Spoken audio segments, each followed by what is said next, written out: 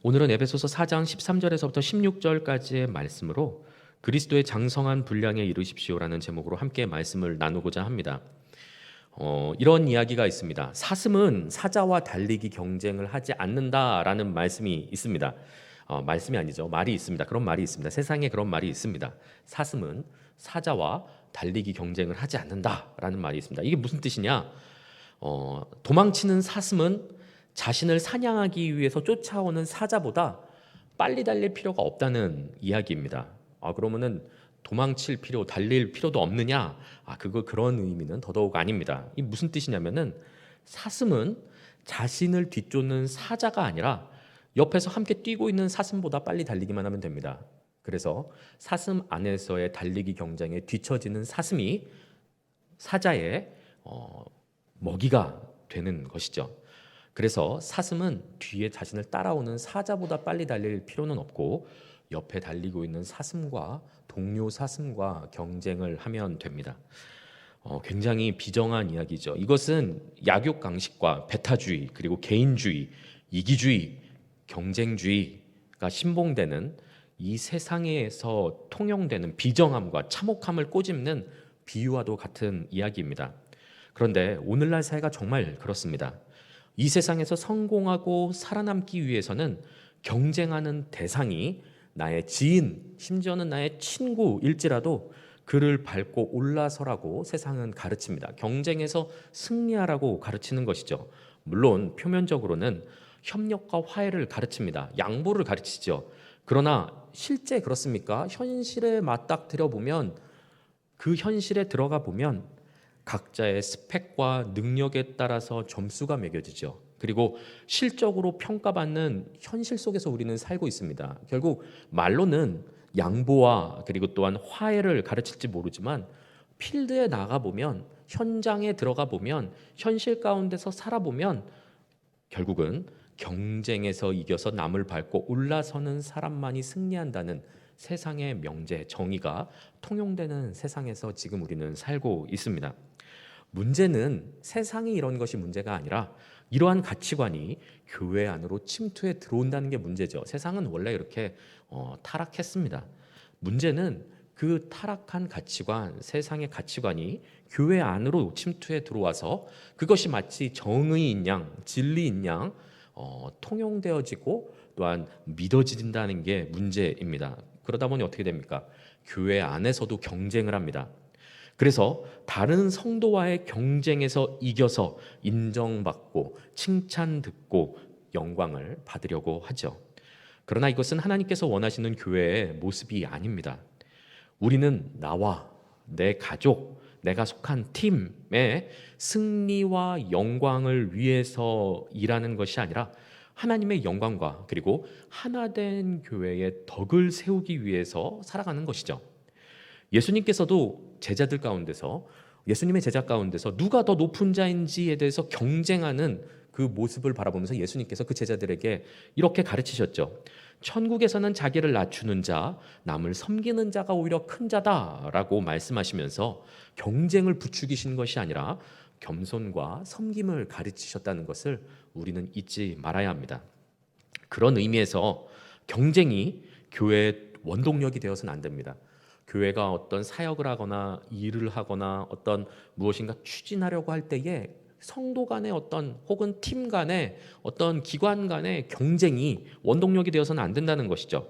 왜냐하면 태생적으로 경쟁이라는 단어는 교회와 어울리지 않는 단어입니다. 경쟁이라는 단어에는 남과 비교도 담겨져 있고요. 그리고 남을 밟아 서겠다는 의지도 담겨져 있고요. 태생적으로 교회와 어울리지 않는 단어입니다. 경쟁이 교회의 동력이 되면 단기적으로는 양적 성장하는 것처럼 보입니다. 왜냐하면 서로 다투기 때문이죠. 서로 더 좋은 실적을 올리기 위해서 애를 쓰고 자기 노력을 하기 때문에 단기적으로 보면은 양적으로 성장하는 것처럼 보입니다. 그러나 장기적으로 보면 어떻습니까? 그 안에 질적으로나 영적으로나 성도 내면적으로 성숙과 성장이 없습니다. 결국 입만 무성하여서 책만 받은 무화과 나무와 같은 교회가 될 뿐이라는 것이죠. 세상의 가치관과 사상이 교회 안으로 들어와서 우리의 생각을 잠식하도록 내버려 두어서는 안 됩니다. 세상의 가치관대로 따라가서는 안 된다는 말씀이죠. 교회의 정체성은 어떤 경쟁에서의 승리, 내가 더 높은 자리에 올라서서 영광받기 위한 데 있는 것이 아니라 교회의 정체성은 하나됨에 있습니다. 하나됨. 사람의 몸이 눈과 손이 다투지 않습니다. 경쟁하지 않습니다. 한 사람의 눈과 손이 막 경쟁하는 거 본 적 있으십니까? 경쟁하지 않습니다. 한 몸은 경쟁하지 않습니다. 오히려 서로의 부족한 부분들을 채워주고 도와주고 세워주는 것이 한 사람의 몸 지체인 것이죠. 눈이 잘 안 보이면 손으로 눈을 가립니까? 망원경 같은 것을 보면서 이제 어떤 안경을 쓴 도움을 주면서 더 잘 볼 수 있도록 손이 도와주죠. 손에 가시가 박히면은 눈을 감고서 안 도와줍니까? 눈이 어디 가시가 있는지 발견하도록 도와주고 세워주고 그 기능을 다하는 것이죠. 서로 돕고 세워준다는 말씀입니다. 기능을 다해서 말이죠. 경쟁하지 않습니다. 한 몸은 경쟁하지 않는다는 말씀입니다. 성도 간의 경쟁이 아니라 공동체의 하나됨과 그리고 함께 성장하고 성숙하는 것을 소망하도록 동기부여하는 것이 교회의 어떤 기본 가르침이 되어야 할 것이죠. 오늘 말씀을 잘 살펴보면 성도의 영적 성장과 성숙이 결코 개인적으로 일어나는 일이 아니라는 것에 대해서 교훈한다는 것을 발견할 수 있습니다. 무슨 말씀이냐? 우리가 교회에 이렇게 다니고 있는데 누구는 영적으로 성장하고 누구는 성장하지 않고 이런 것은 올바른 모습이 아니다라는 것을 본문을 통해서 발견할 수 있다는 말씀입니다. 교회 안에서는 특정 개인만 성장하고 성숙하는 것은 굉장히 어색한 일입니다. 있을 수는 있겠으나 굉장히 어색한 일이죠. 설령 개인만 어떤 특정 개인만 성숙하고 성장할 수 있을 수 있습니다. 하지만 그것은 건강한 교회의 모습은 아니라는 것이죠. 하나님께서 원하시는 교회의 원래 모델이 아닙니다. 원래 모습이 아니라는 말씀이죠. 하나님께서 원하시는 교회의 모습은 무엇이냐? 교회 모든 성도가 한 몸을 이루어서 함께 성숙해지는 것입니다. 오늘 말씀을 통해서 참된 성숙의 비밀과 방법을 배우는 시간이 되기를 소망합니다. 먼저 오늘 본문 말씀을 통해서 나누고 싶은 이야기는 이것입니다. 공동의 몸으로 함께 성숙한다는 것이죠. 나 혼자만 성숙하고 성장하는 것이 아니라 나만 축복을 독차지하고 나만 많은 은사를 받아가지고 그 은사를 나를 위해서 써서 내가 하나님과 나만 친밀해지고 나만 믿음 더 좋아지고 나만 하나님께 더 쓰임받아서 나만 하나님께 칭찬받는 것은 올바른 교회의 모습이 아니라는 것입니다. 공동의 몸으로 함께 성숙하는 것이 하나님께서 교회를 세우신 목적이며 그것이 바로 우리를 개인적으로 부르지 않으시고 교회 공동체로서 우리를 부르신 목적과 이유인 것이죠. 우리 이 오늘 말씀 에베소서 4장 13절에서부터 16절 그 앞에 있는 본문 말씀에서는 어떤 내용을 나눴었냐면요. 그리스도의 몸인 교회를 온전히 세우기 위해서 모든 성도에게 다양한 선물을 주셔서 섬기게 하셨다라는 내용을 나눴습니다. 기억이 나실지 모르겠습니다. 하나님께서는 그리스도의 선물을 우리 모두에게 다양한 선물을 모든 성도에게 한 명도 빠짐없이 모두 다 주셨습니다. 왜 주셨냐? 그걸로 나 자랑하고 내가 영광 받으려고 하는 것이 아니라 다른 사람하고 비교해서 교만해지려고 주신 것이 아니라 나에게 선물을 주신 이유는 교회를 세우기 위함이다라는 말씀을 나눴다는 것이죠. 그렇다면 그리스도의 몸인 교회를 세우는 일이란 구체적으로 무엇이며 어떻게 온전히 세울 수 있는 것일까요? 오늘 본문 13절 말씀입니다. 네, 우리가 다 하나님의 아들을 믿는 것과 아는 일에 하나가 되어 온전한 사람을 이루어 그리스도의 장성한 분량이 충만한 데까지 이르리니 아멘. 이렇게 말씀합니다. 말씀 계속 띄워주시면 감사하겠습니다. 지금 그 자막에는 표시가 되지 않았는데요. 여기서 우리가 다와 맨 마지막에 이르리니에 주목해 주시기 바랍니다. 원래는 이렇게 빨간 글씨로 했었는데요. 우리가 다 이르리니 이 부분이 중요합니다. 무엇이냐면은 나만 그리스도의 장성한 분량에 이르리니가 아니라 성경은 분명히 우리가 다, 우리 모두가 라고 말씀하고 있다는 것이죠. 우리 모두가 함께 어떤 목표에 이를 때까지 교회 세우는 일은 계속된다. 그리스도께서 선물을 주신 그 선물을 통하여서 교회를 섬기고 봉사하고 지체를 섬기는 일을 통하여서 계속해서 교회를 세우는 일은 계속된다. 언제까지? 우리 모두가 다 어떠한 부분에까지 이를 때까지, 이런 말씀을 하고 있습니다. 그러면서 그 안에 13절 말씀에서는 세 가지를 말씀합니다. 이 세 가지는 다른 듯이 같은 말씀입니다. 그래서 세 가지 목표를 말씀하는데요, 어디까지 이르러야 하는가에 대해서 세 가지를 말씀하는데, 이것은 다른 뜻이기도 한 동시에 같은 것을 말씀하고도 있습니다. 그 세 가지 목표가 무엇인지 한번 좀 살펴보도록 하겠습니다. 첫 번째는 이것이죠. 13절 말씀에 있는 것처럼 하나님의 아들을 믿는 것과 아는 일에 하나가 되어, 이 부분입니다. 우리 모두는 하나님의 아들을 믿는 것과 아는 일에 하나가 되는 것에 도달해야 됩니다. 누가요? 나만요? 아니요. 우리 모두가요. 우리 모두가 다 함께 하나님의 아들을 믿는 것과 아는 일에 하나가 되어야 합니다. 무슨 뜻이냐? 우리는 흔히 아는 것과 믿는 것이 다르면 인지 부조화가 일어납니다. 아는 것과 믿는 것이 다르면 인지 부조화가 일어나죠. 무슨 뜻이냐면, 지식적으로 알고 있어도 믿지 못하면 어떻게 되느냐? 알고는 있는데 내가 그것을 믿지 않기 때문에 그대로 살아가지 않죠. 그럼 어떻게 되느냐? 말과 행동이 달라집니다. 사람은 아는 대로 행동하는 것이 아니라 믿는 대로 행동하기 때문이죠. 내가 믿는 대로 행동하지 아는 대로 행동하지 않습니다. 따라서 어떤 사람이 정말로 믿고 있는가 믿지 않는가 점검해 보려고 하면 그가 어떻게 행동하는가를 보면 됩니다. 알 수 있는 것이죠. 때로는 화려한 언변과 아름다운 미사역으로 하나님께 기도를 해도 만약 그의 삶이 말씀에 불순종한다면 그는 단지 성경을 그냥 많이 알 뿐 하나님을 믿지는 않는 사람입니다. 우리는 이러한 사람을 실천적 무신론자라고 부르죠. 하나님을 믿는 것 같지만 삶에서는 실천적으로는 하나님 없이 사는 것 같이 무신론자처럼 산다는 말씀입니다. 실천적 무신론자의 가능성이 굉장히 높습니다. 우리가 예수님을 하나님의 아들로 정말로 믿는다면, 그것을 그리고 안다면 예수님을 주님이라고 말로만 아는 것을, 지식을 앵무새처럼 그냥 말로만 하는 것이 아니라 그렇게 살아가게 되어 있습니다. 정말로 믿는다면 말이죠. 예수님을 내 삶의 주인으로 모시게 됩니다. 주님, 예수님을 주님이라고 부르죠. 주님이 주인님입니다. 주인, 내 삶의 주인이 예수 그리스도라는 것인데, 우리는 이제 어떤 추임새로 아유 주여, 아유 주님 이렇게 부르는데, 그런 추임새를 그렇게 해서 내가 주님, 주여, 아이고 주여 한다고 해서 믿음 있는 행위가 아니라는 것이죠. 정말로 그렇게 말을 한다면은 나의 삶이 예수 그리스도를 정말 주인으로 모시고 살아야, 그 말씀 가운데 순종하고 살아야 그 뜻이 나의 생각과 나의 욕심과 나의 경험과 나의 욕망과 배치될지라도 나의 모든 감정과 생각과 욕망들을, 나의 계획들, 나의 소망들을 다 자기 부인하고 내려놓고 주의 뜻에 순종하는 것이 예수 그리스도를 주인으로 모시고 사는 사람의 삶이라는 것이죠. 평소에는 아유 주님, 아이고 주님 하면서 삶에서는 형제를 사랑하고 용납하라는 말씀 가운데 순종되지 않습니다.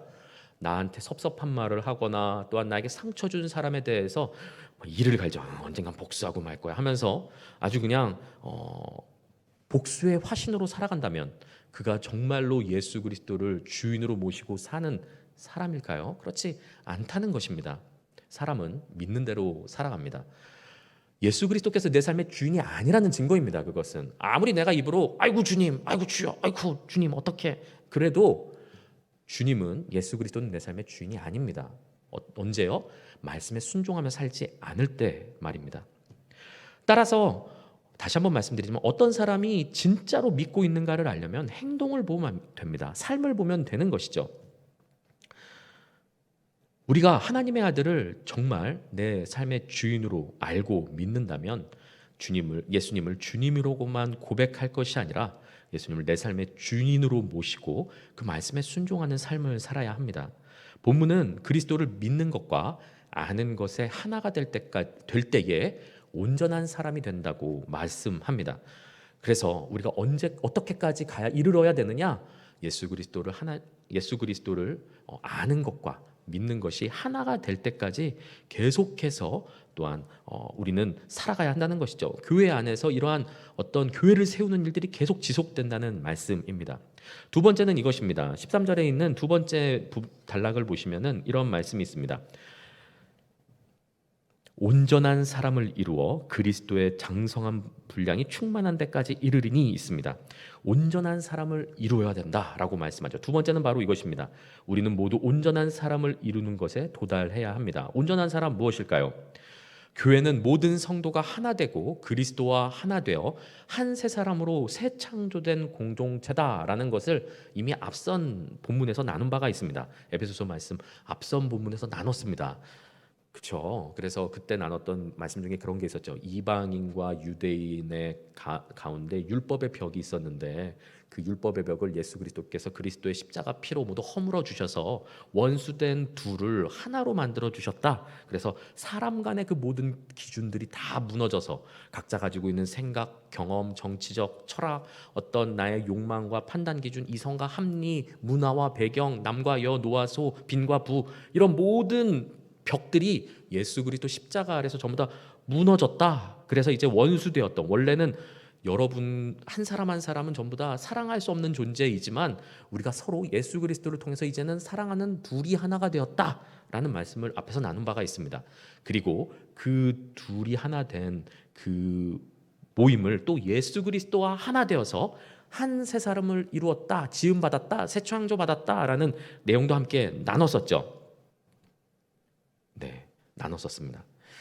우리는 그렇게 교회는 예수 그리스도를 머리로 서로 사랑하는 하나의 공동체를 이룬 새 창조물입니다. 새로운 피조물인 것이죠.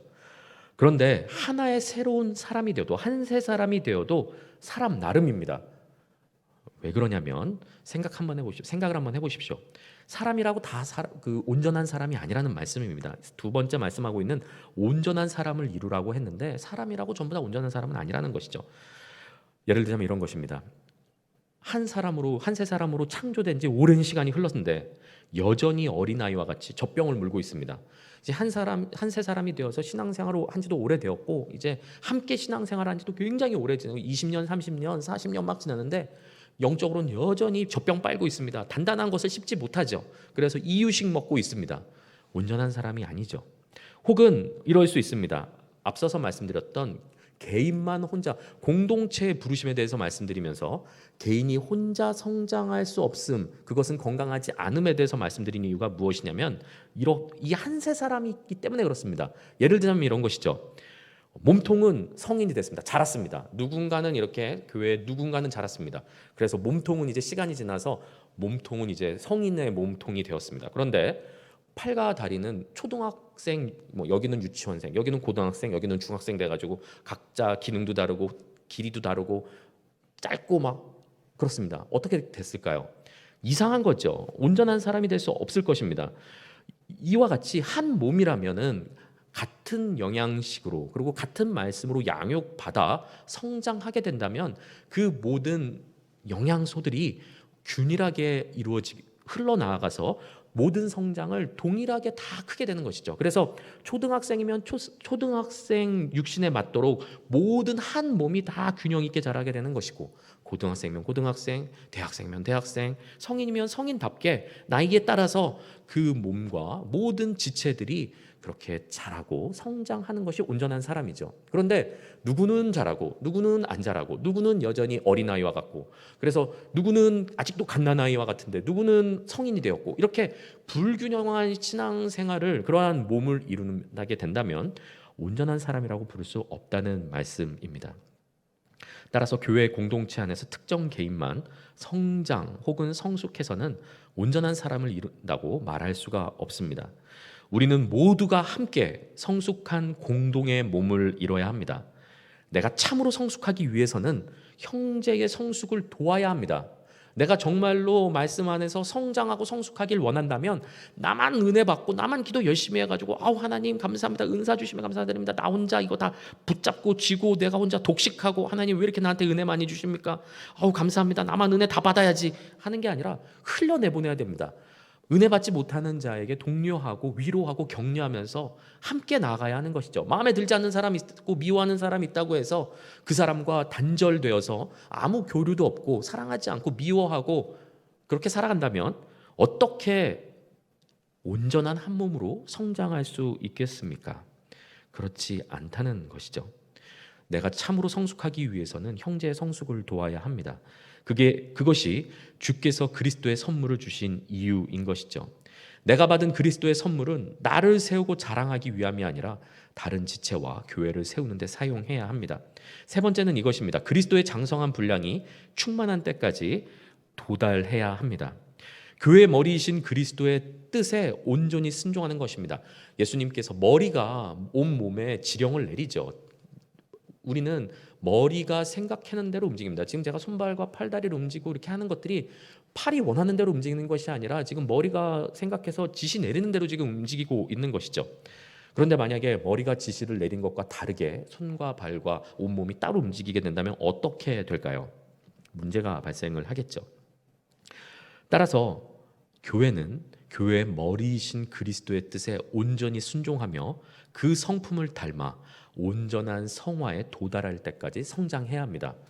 사실 이 말씀은 평생을 바쳐도 이룰 수 없는 목표처럼 느껴질 수 있습니다. 그러나 우리는 이것을 포기해서는 안 됩니다. 일생을 걸쳐서 그리스도의 장성한 분량, 그리스도의 성품을 닮기 위해서 아까 전에 성 목사님께서 찬양 중에 불러주셨던 것처럼 예수를 닮기 위해서 우리 삶을 다 바쳐서 살아야 된다는 것이죠. 예수님의 성품을 닮기 위해서 그 온유하신 성품과 겸손하신 성품, 사람의 사랑하시는 그 성품을 담기 위해 우리는 살아가야 하며 또한 그것을 위해 부르심 받았다는 것입니다. 그것을 포기하는 것은 지체이길 포기하는 것입니다.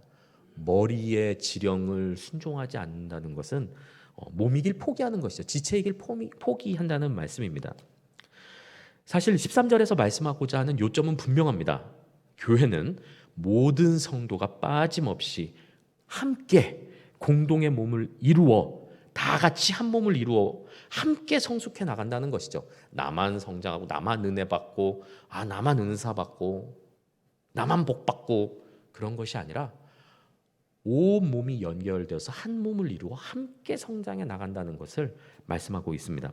이런 공동체의 경쟁과 이기주의, 개인주의, 배타주의는 어울리지 않습니다. 더 이상 부서를 가르고 이 물품은 지난 설교 앞선 본문에서 예를 들었던 것처럼 부서에서 바람 넣는 기계 우리 거니까 다른 부서 안 빌려줄 거야. 우리만 잘하고 싶어. 너희가 그 여름 수련회 잘하는 거 너무나 싫어. 우리만 잘 됐으면 좋겠어 하면서 움켜쥐지 않는다는 것이죠.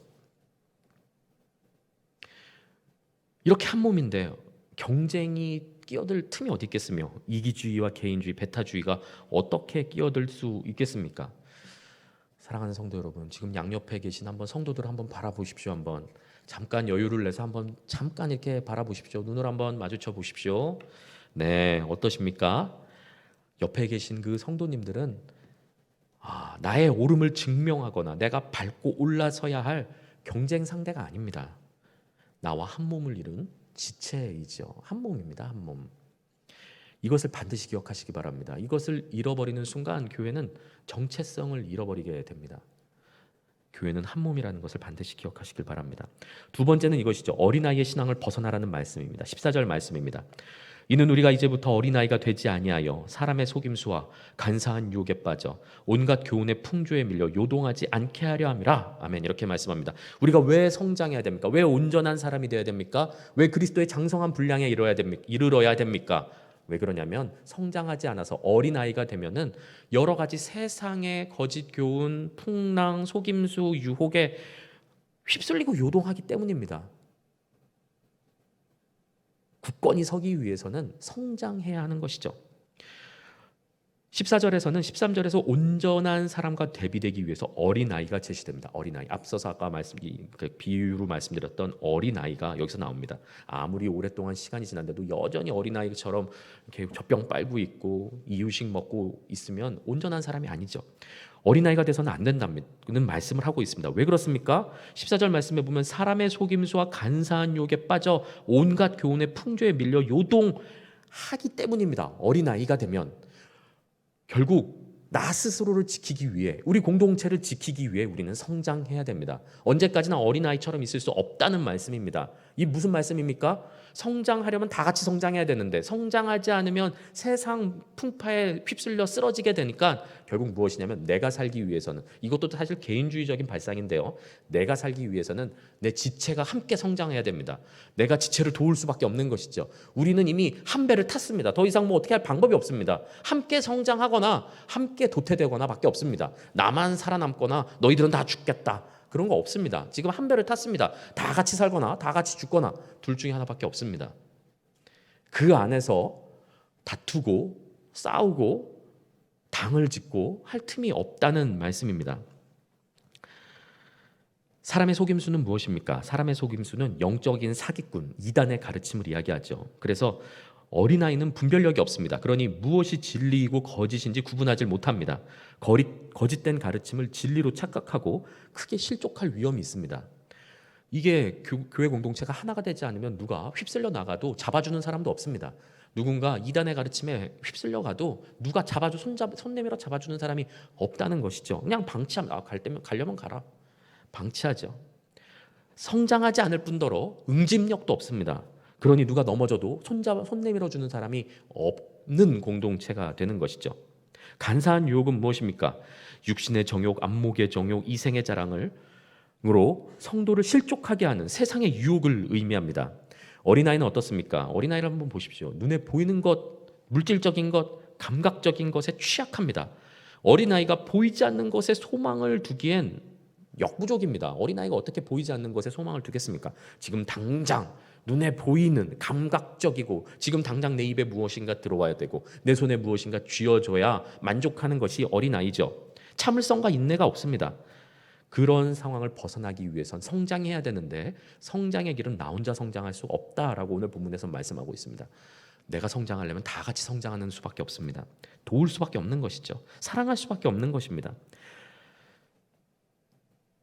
그래서 사도 바울은 사람의 속임수와 간사한 유혹의 바다에 빠지지 않도록 온전한 사람이 되어야 한다고 권면합니다.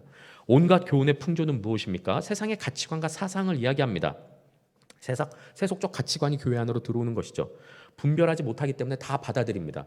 그러니 성장 중심주의, 어떤 그런 승리주의, 어떤 번영주의를 추구하면서 나아가는 겁니다. 교회가 세상이랑 크게 다를 바가 없습니다. 세상에 있는 회사, 기업과 큰 다를 바 없이 똑같이 경쟁하고 그 안에서 경쟁하고 실적 위주로 그냥 어떻게 하면은 더 많이 양적으로 성장할 수 있을까 고민하며 세상의 가치관을 그대로 받아들이면 그런 모습으로 살아가게 되는 것이죠. 예수님을 믿는다고 하면서 인생의 소망을 썩어질 땅의 것에 두고 살아가게 됩니다. 구하기 전부터 우리의 필요를 다 알고 계시는 하나님을 신뢰하지 못합니다. 그러면 어떻게 됩니까? 온갖 교훈의 풍조에 빠져 사는 사람들은 필연적으로 염려하고 두려움에 빠지게 됩니다. 왜냐하면 하나님을 못 믿기 때문이죠. 하나님께서 나의 필요를 다 아시고 채워주실 것을 믿지 못하기 때문에 염려하고 두려워합니다. 그래서 어떻게 합니까? 하나님을 또 믿지 못하니 세상의 방법, 세상의 가치관, 세상의 사상대로, 세상 사람들이 말하는 대로 나의 알 수 없는 두려운 미래를 준비하죠. 무엇인가 세상의 방법으로 나의 힘으로 뭔가 준비하려고 합니다. 뭔가 대비하려고 하는 것이죠. 염려와 두려움이 그런 방향으로 나타나게 됩니다. 물론 제가 복과 재물과 행복과 건강을 추구하는 것이 잘못되었다고 드리는 말씀이 아닙니다. 필요하죠. 하나님께서는 복으로 이런 걸 주십니다. 그러나 이것을 위해서 하나님을 믿어서는 안 된다는 말씀을 드리고 있는 것입니다. 하나님을 믿을 때 그것을 복으로 주시는 것이지 그 복을 위해서 하나님을 믿어서는 안 된다는 말씀입니다. 그러면 하나님 우상 숭배하는 거랑 똑같습니다. 그냥 우상 숭배의 대상이 하나님일 뿐입니다. 그냥 나의 어떤 필요를 채우고 나의 쾌락과 재물과 권력과 건강과 나의 욕심을 채우기 위해서 하나님을 우상 숭배할 뿐이죠. 따라서 우리는 세상에서 말하는 온갖 교훈의 풍조, 세상 가치관을 따라 살아서는 안 된다는 말씀입니다. 우리는 세속적 가치관과 그리고 비진리, 진리가 아닌 것에 흔들리지 않기 위해서 반드시 성숙하고 온전한 사람으로 자라야 합니다. 그러면서 세 번째 이런 것을 말씀합니다. 사랑 안에서 참된 것을 말하라 라고 또한 교훈하죠. 15절 말씀입니다.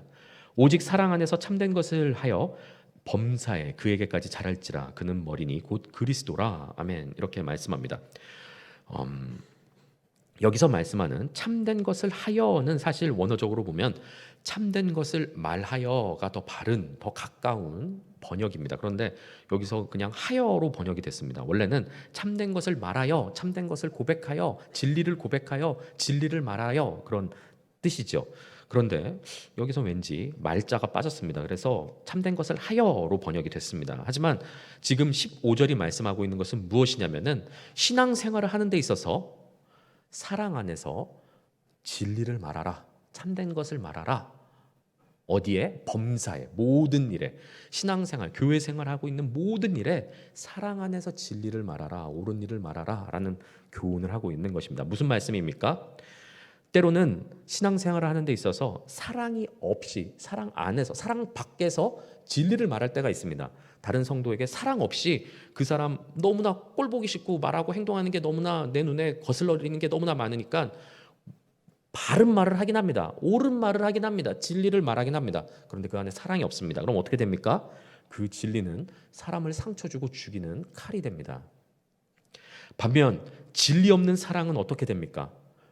내 안에 하나님의 말씀을 잘 모릅니다. 그냥 사람이 좋습니다. 그냥 사랑하는 마음으로 그냥 헤헤거리면서 이렇게 이야기를 합니다. 그런데 그 안에 진리가 없습니다. 그러니 그 사람이 이쪽으로 가자 그러면은 또 사랑하는 마음으로 같이 그쪽으로 가고, 저쪽으로 가자면 또 같이 가고, 진리가 없으니 중심을 못 잡게 됩니다. 그럼 어떻게 됩니까? 방종으로 이끌려 죄 가운데 머물게 됩니다. 진리가 없기 때문이죠. 무엇이 옳고 그른지, 무엇이 죄인지 분별할 능력이 없기 때문에 진리 없는 사랑은 그 사람을 죄 가운데 머물게 하는 것이죠. 따라서 우리는 범사에, 교회 안에서 일어나는 모든 일에 사랑과 진리를 겸비해야 됩니다. 사랑 안에서 참된 것을 말해야 하는 것이죠. 그 중에서 특히 오늘은 사랑을 강조하고 싶습니다. 왜냐하면 신앙생활을 오래 하고 설교를 많이 들으면 비록 지키지 못할지언정 성경적 지식은 계속 쌓이죠. 그러면 진리가 무엇인지 알기는 합니다. 하지만 내가 지키며 살지는 못하죠. 그러나 사랑은 신앙생활을 오래 한다고 해서 자연히 생겨나지 않습니다. 오히려 그 진리, 어떤 성경적인 날카로운 칼 때문에 다른 사람의 허물만 계속 보입니다. 말씀을 많이 들을수록 사람 마음이 더욱더 그냥 날카로워지고 막 메말라 갈 수도 있습니다. 어떻게, 언제요? 내 마음에 사랑이 없을 때요.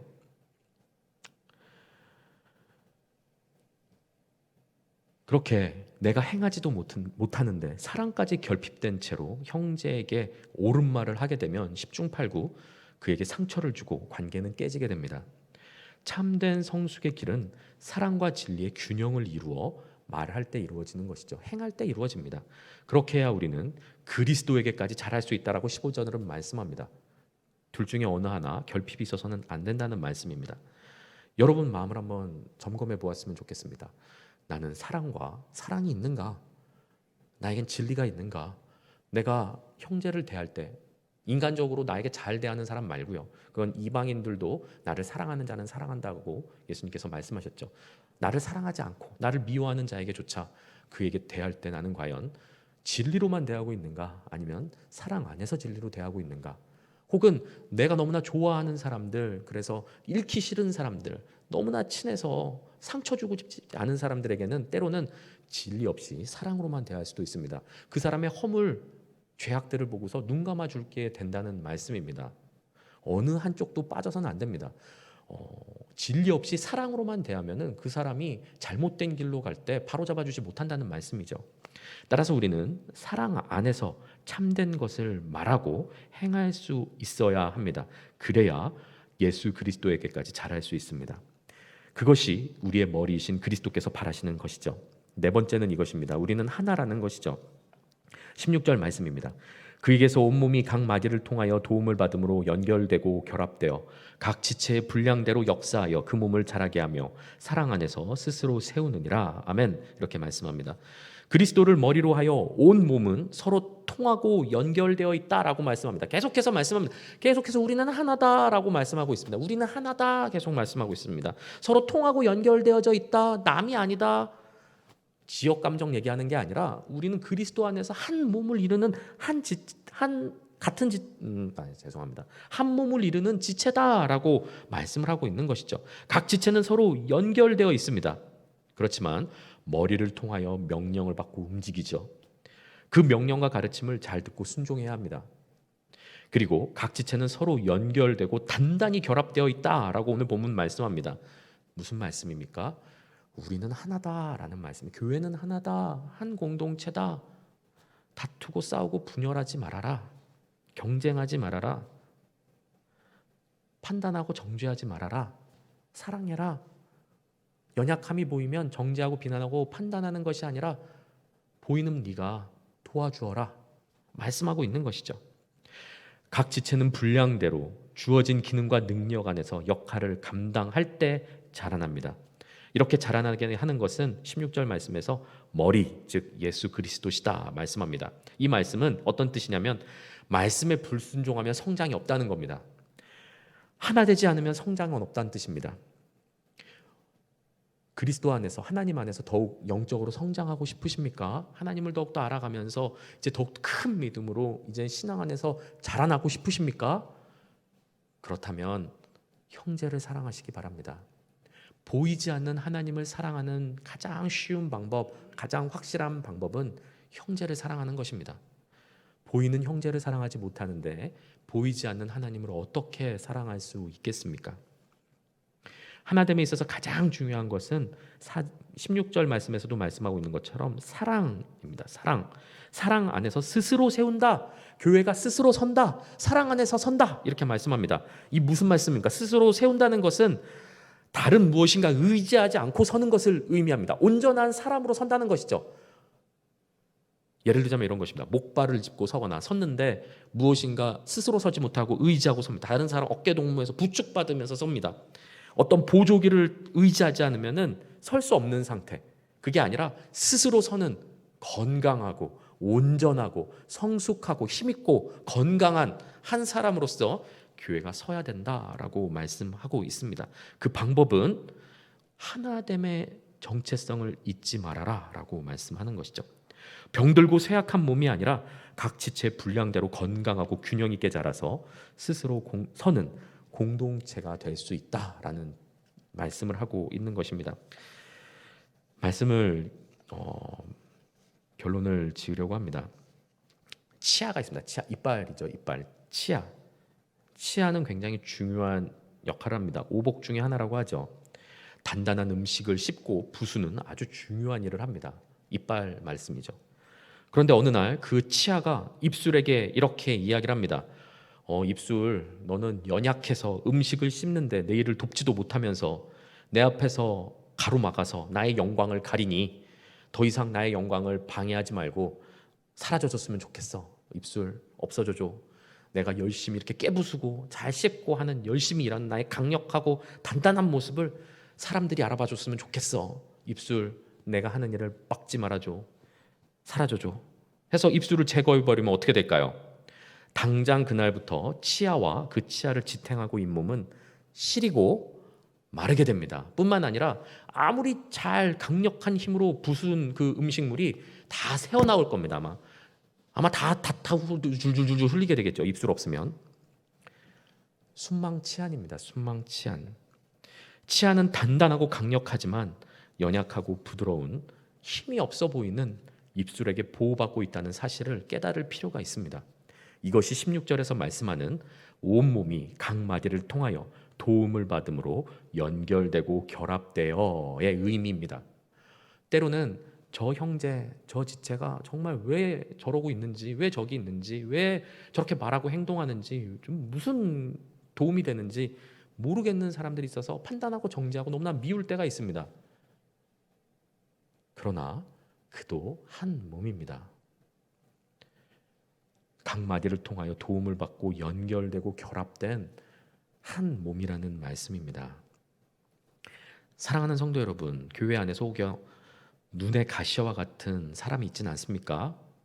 그의 말과 행동을 도저히 이해하지 못하겠는 사람이 있지는 않으십니까? 우리는 그리스도 안에서 한 몸이라는 것을 잊지 마시길 바랍니다. 서로의 존재에 대해서 감사하며 서로 사랑하여 건강하게 몸을 스스로 세워나가는 하나의 공동체, 사랑의 공동체, 그런 공동체, 세임 공동체가 되기를 예수 그리스도 이름으로 축복합니다.